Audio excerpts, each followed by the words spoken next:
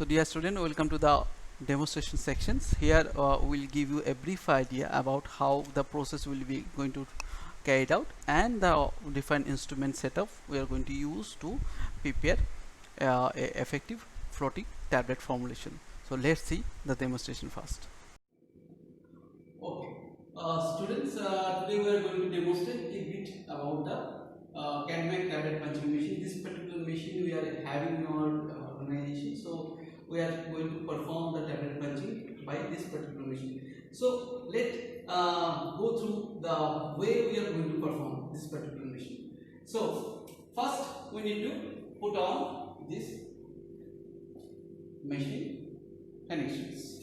Now after just putting it on, we have to see here one knob is there. It is called hydraulic press.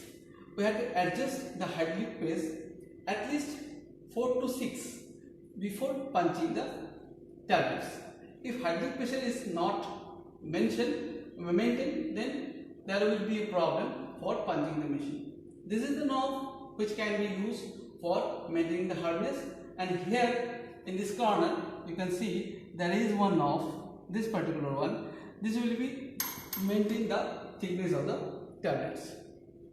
So as the things is already calibrated, so we'll just going to give one simple demonstration how the machine will going to work. Now after putting the machine on, this is the machine operating panel.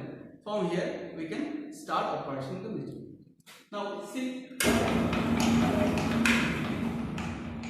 once this particular area is there, you will find out 3 different areas are there.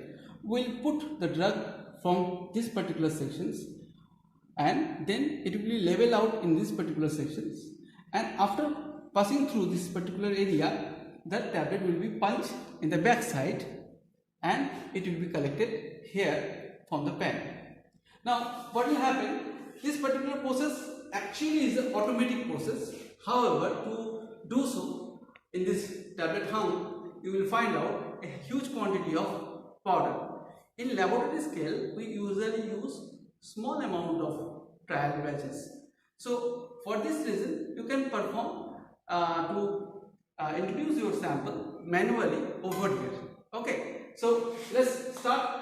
We have just put some sample over here and put the automation on. Suddenly, the whole process will be automatically give the tablets one by one. So this is the particular area how we perform this machine. This machine is actually useful for punching each and every type of machineries. This die and punches, which is just over here, having different range and different shape and size are available. We need to change the die and punch combinations so that we can perform or punch out different size and shape tablets. So by this way, we are going to complete our tablet punching. Now we are going to perform the angular glucose study. To perform the study, we need this kind of setup. Here I have used one glove paper and the funnel as well as the stand which is holding the particular funnel. Now slowly I will incorporate the powder, and the powder will be create some mountain. So we have to measure the radius of the mountain, and accordingly I have already initiated some amount of techniques which already performed, and this is the way how the things carry out.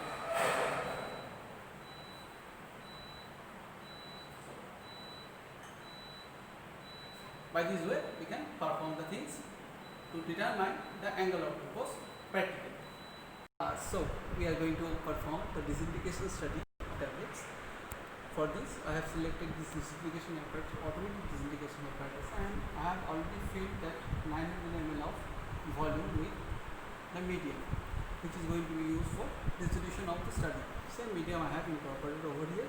Now what we need to do, this is for the demonstration. I have just collected 2 tablets as you can see, and these 2 tablets I will put in the vessel and perform the study. So let's put the tablets in the vessel. I have already added those tablets in the vessels. This one and another one. So I have given all the tablets inside the vessels. Now I will put on the machines and perform the study. For demonstration purpose, I have already preheated the machine up to 37 degrees centigrade temperature. So just put on the mains, the machine will start working. By this way, the pipes will come and the tablet will start disintegrating. And after a particular period of time, you have to observe at what period of time this tablet gets completely dissolved and completely disintegrated inside the medium. So by this way, we can perform the disintegration study of tablets. So now we are going to perform the friability study, which is one of the most essential study as far as tablet formulation is concerned. So as you can see, I have taken 10 tablets to perform the study. So I will just put all the tablets inside the vessels and set the vessel, and we are going to start the study. Let's just add the tablets in the vessel. Now I will put forward the vessel.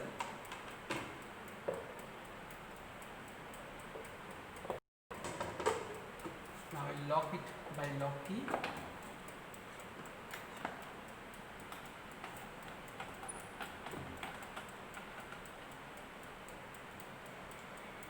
Now, as you can see, the key has been locked.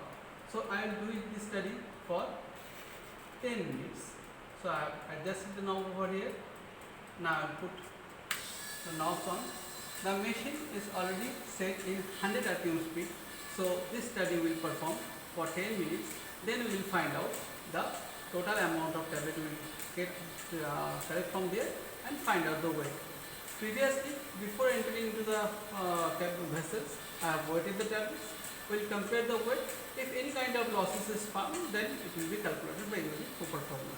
By this way, you can perform the friability study. So, dear students, today we are going to demonstrate about the last part of most of the practical. It's the analytical sections. Okay. So, for analysis purpose, majority of time we used to use UV visible spectrophotometer. So, I will just give you one demonstration how to evaluate or analyze the final sample in the UV visible spectrophotometer. Let's come and see the demonstration. Now, as you can see, this is the UV 900 series of Shimadzu. So this particular machine, by this particular machine you are going to evaluate the things. So this machine, as you can see here, already one display is available here. From this particular display only you can find out different parameters. For example, if you want to go for photometric mode, then you have to select this one. If you want to go for the kinetic mode, then you are again going to select your kinetic mode. Accordingly, you have to select and carry out the things. So let's first go and show you the sample holders. This is the cabinet. You can see the sample holders are available over here. There is two holder, means this is a double beam. So double beam means here you can put the samples in a cuvette. Now let's show you the cuvette. What is cuvette? This is the cuvette where we need to put the sample, and this particular cuvette have to place inside this cabin, and then we can start the study. For example, I have this is the number of sample which we need to evaluate, and this is the reference of the sample. These are the test sample, and this one is the reference sample. So first I will calibrate the machine by using the reference sample. Once the machine is calibrated, then one by one I will put the samples and analyze the things. At the same time, you can see in the IP and other reference standard books, they used to mention a lambda max value.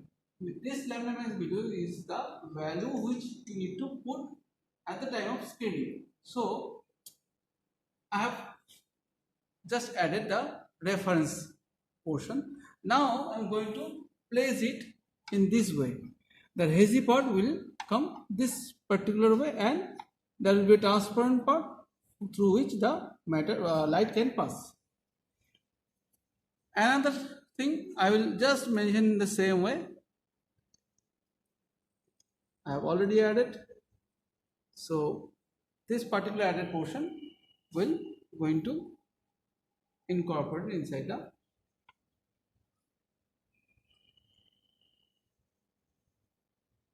by this way we can put the holders of the rings, and then we can start the process from here, as well as we can start the process from there also. You can operate the things through the monitor also. So this is the overall scenario. By this way we can plot one by one sample in our UV visible spectrophotometer and analyze each sample at particular lambda max. Hope you all have enjoyed these particular sessions.